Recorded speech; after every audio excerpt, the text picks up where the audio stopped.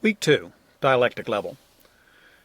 Egyptians really believed your eternity depended on how well your tomb was furnished. Imagine that there you are, enjoying a nice, comfortable afterlife, when all of a sudden stuff starts disappearing. And the worst part is, once you're dead, you can't do anything about it. You're stuck for the rest of eternity without anything. It would be enough to bring on a mummy's curse. I hope your kids aren't really worried about a mummy's curse, but help them see things through somebody else's eyes. The Egyptians would be terrified by the thought of some tomb raider disturbing the divine departed pharaoh. One thief could bring down his wrath on the whole nation, so the whole nation tried to prevent such sacrilege.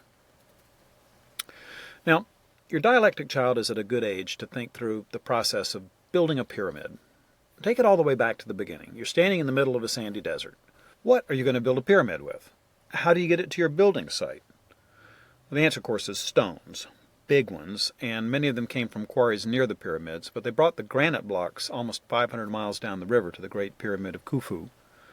Well, that's okay, though. The Nile is ideal for transporting great big blocks of rock.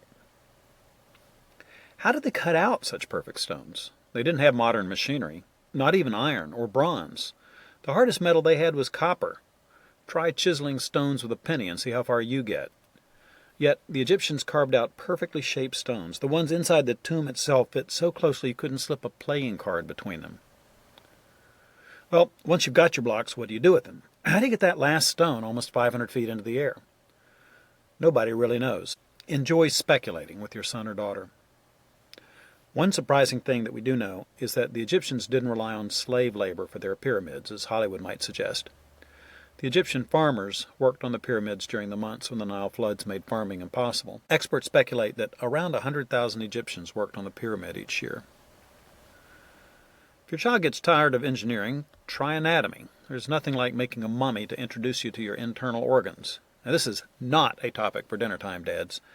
Don't let your enthusiasm for your children's education lead you into temptation here. One craft that we suggest is mummifying a chicken. If that's not an option, just lie down on the floor and let your kids demonstrate their mummification techniques on you.